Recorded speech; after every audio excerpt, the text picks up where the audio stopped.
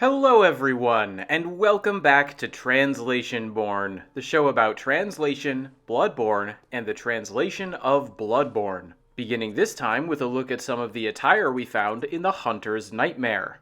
Officials' clothing. Uniform of a squad of officials that once came to Yharnam chasing a lone beast. They all became the beast's prey, and the lone survivor is said to have eaten the beast. That is the kind of gossip the citizens of Yharnam are fond of. Foreigners, who are high-handed and full of prejudices, don't understand Yharnam. Therefore, to that darkness, bloody bodies are exposed. Ah, how that eases the lump in one's throat. So, there are a lot of things we could discuss here, but first I have to acknowledge an extremely important piece of information. Namely, that this description bears the hallmarks of a translation from an outdated version of the Japanese. If you compare the official English translation of this item with a literal translation of the official Korean version, you will find that these two texts match up with one another better than they do with the current Japanese description. This is perhaps most evident in the final line about blood tasting sweeter, because the current Japanese text employs a very different set phrase. Ryuin wo sageru refers to a metaphorical sense of relief similar to the experience of acid reflux subsiding. And while it's theoretically possible that two different translators would make the same interpretive leap to sweet-tasting blood as a metaphor, I don't think that's what happened. It's much more likely that the original Japanese line was something about blood tasting sweeter, and then after this line was translated into other languages, the original text was altered. Now, this isn't the first time we've had to reckon with this possibility in Bloodborne. I discussed a similar scenario back in Translationborne 50 concerning one of the notes that can be found in Bergenworth. Beyond that, we've seen items that appear to have outdated translations in the North American region compared to those presented in the British English version of the game. There was even a rune that had its Japanese text altered post-release, with no updates made to any other language as far as I know. What's important about finding this sort of evidence on this item, though, is that it's from the DLC. Since this content would have been developed after the main part of the game was complete, there was a chance this text wouldn't have been as rushed, meaning that at least the items in the DLC might have been relied on not to have these sorts of discrepancies. However, if this linguistic evidence is to be believed, it seems that's not the case. As such, the possibility remains that any given discrepancy we see in the translation of DLC material could be the result of the English accurately conveying outdated text. Fortunately, at least when it comes to this item description, I think the current official English might even work better than the presumably updated Japanese. For one thing, the essence of what's being conveyed is very similar. Both descriptions open with a tale about a group of authorities chasing a beast to Yharnam. Then, both explain how Yharnamites enjoy stories where bad things happen to foreigners because those outsiders don't know about Yharnam. And finally, both end by stating that this provides the city's residents with a kind of catharsis. Considered in broad strokes, then, not much has changed here. It's only in the details where the discrepancies pop up. But even so, there are cases where I prefer the wording of the official English. For example, I love the added context of opening this description with the phrase, "once upon a time," before describing a fable Yharnamites are fond of. The thought of cutting that out only to replace it with the similar idea of gossip seems to me like it would be a downgrade. Where I think the existing English translation really has an advantage, though, is the way it neatly sums up an aspect of the Japanese that I find difficult to parse. To illustrate the point, let me break down the penultimate line of the description as I understand it. First, there's the verb sarasu. This is a term that is typically translated as expose, and that tends to be associated with something shameful. Looking back, we can then see the particle wo, which means that the preceding noun phrase is the direct object of that verb. That noun phrase is where things start getting ambiguous, though. It could be read as either chi no karada or chi no mukuro, with that final term meaning either body or corpse, respectively. Also, you may remember the particle no from previous episodes, where I've explained that you can generally think of it as equivalent to the word of, but with the caveat that this doesn't always work. On this occasion, I suspect it's meant to indicate that the noun chi, or blood, is modifying the following noun. This leaves us with the body of blood, the corpse of blood, the bloody body, or the bloody corpse as possible interpretations, though any of those terms could also be plural. Personally, I read this phrase as meaning bloody bodies, so let's stick with that for now. This gives us the verb expose and the grammatical target of that action, bloody bodies, but it doesn't give us a subject. That's likely because it's implied to be the same as in the previous line, where the particle wa tells us that the subject is foreigners, described with their own string of modifiers. This leads to the basic sentence structure of foreigners expose bloody bodies. What do they expose them to? Well, the last major part of the sentence tells us the answer is that darkness, where that is presumably a reference to Yharnam. But we still have a problem, because while the sentence opens with the word therefore, it's unclear how it relates to the rest of the description, or follows from foreigners being ignorant of Yharnam. So to make both logical and grammatical sense of this phrase, we have to do more interpretive work. As I see it, there are two main possibilities. The first is that the foreigners in these stories expose their bloody corpses to the literal darkness of Yharnam, dying on the night of the hunt. The second is that the foreigners expose their flesh and blood to the metaphorical darkness of Yharnam, acting beastly, taking blood, or something like that. But in all this ambiguity, one thing comes through loud and clear. These stories feature pompous and intolerant foreigners suffering for their ignorance. Which is why I think the potentially outdated English phrasing still works. It gets across the most essential point. With that in mind then, let's turn from the League's attire to what gives them purpose. Bug, a type of centipede hunters of the League discover on a successful hunt. These, which cannot be seen by the eyes of any except for the League, hide and writhe within filth. They are said to be the source of people's stagnation. Finding and crushing them is their mission. Most likely, compassion is probably present. Only those who wish to see these can, granting them an endless mission. Clearly this description is more straightforward, but for more context, that's what happens if you use the item. You literally crush the centipede-like thing underfoot. Funnily enough, the Japanese text is actually clearer about this than the English. In the original, the compound verb fumitsubusu is used, which combines the word for step on with the term for smash. The official English, by contrast, employs the more generic term crush. Now, as we know from the previous description, it's possible that the Japanese was altered after the English was locked in, but I don't think that's what happened here. Instead, this looks to me like another example of translation choices made with a wider context in mind, because we've already seen this same compound Japanese verb in a context where the translation does indicate the way in which vermin are crushed. The last time we talked to Valtr, back in Translationborne 53, he described the League's mission as being to cooperate with confederates, find vermin, and stamp them out. Once again, the Japanese verb is fumitsubusu, but in this case, I think the English wordplay outdoes the original, since stamp out can be taken to mean exterminate, in addition to the literal meaning of crush with one's foot.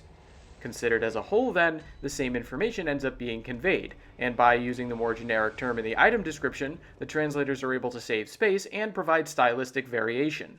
This is one of the advantages of looking beyond an individual word or line in translation, but it's not the only one.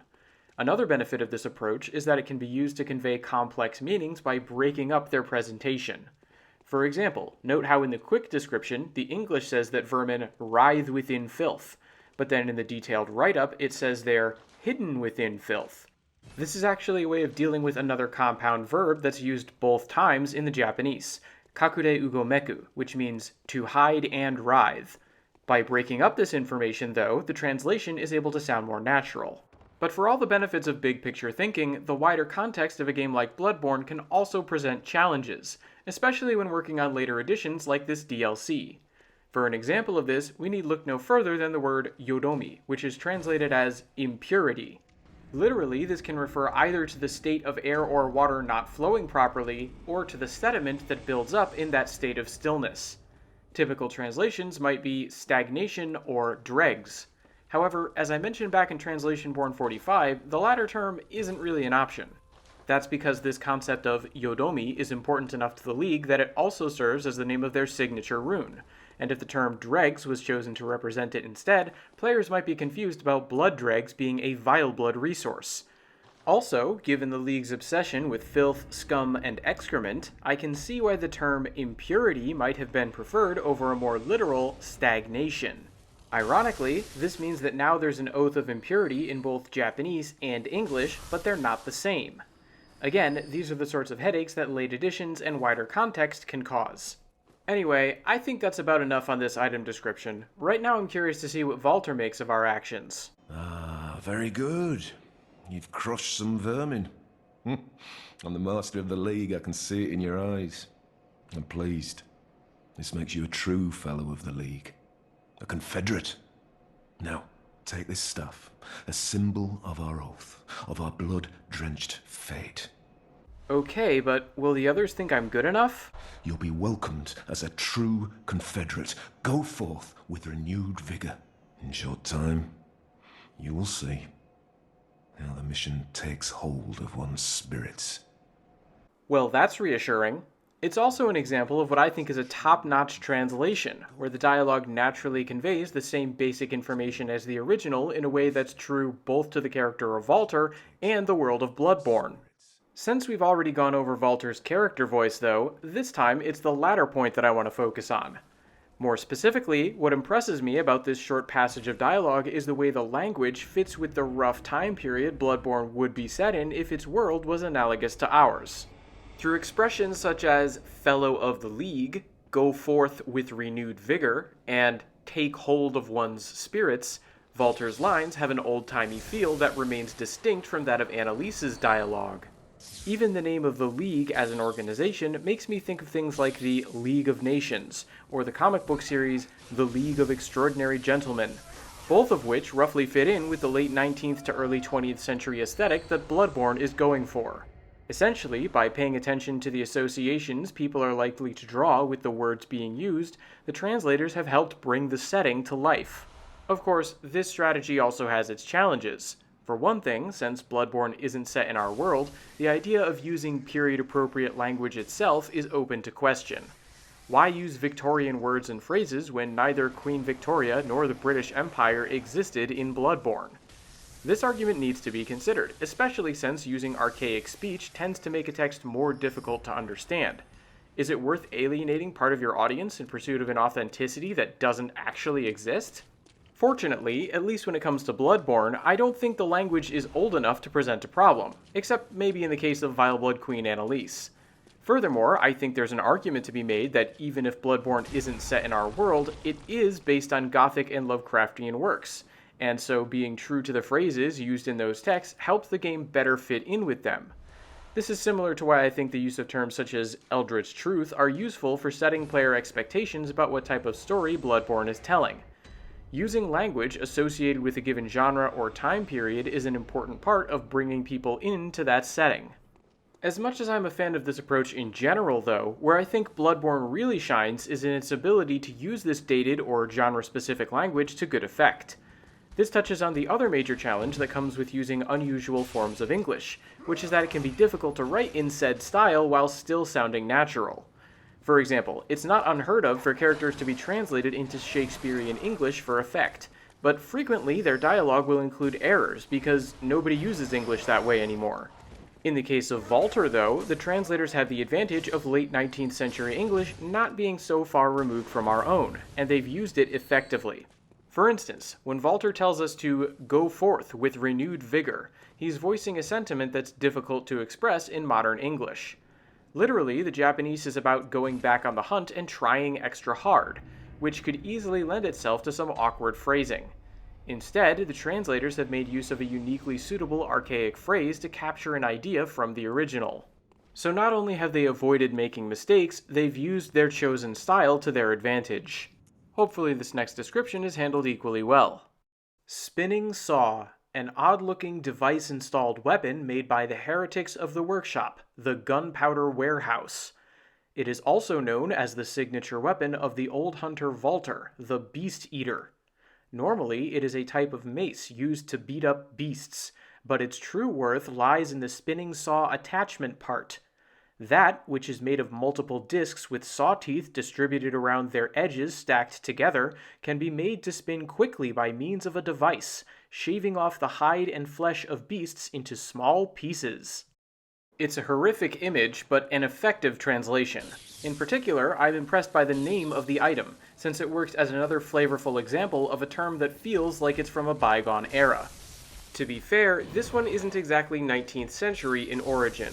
It's actually attested as far back as the 15th century, when it was used as a word for a child's toy. But its later sense of a thing constantly spinning does work for what is literally just called the spinning saw in Japanese. And let's not discount the distinctive flair the word whirligig has in English. I actually find it to be such a good fit that the weapon's name in the original seems dull by comparison, which I think is worth highlighting because while the choice of this single term may not seem like much, it still represents an example of something gained in translation.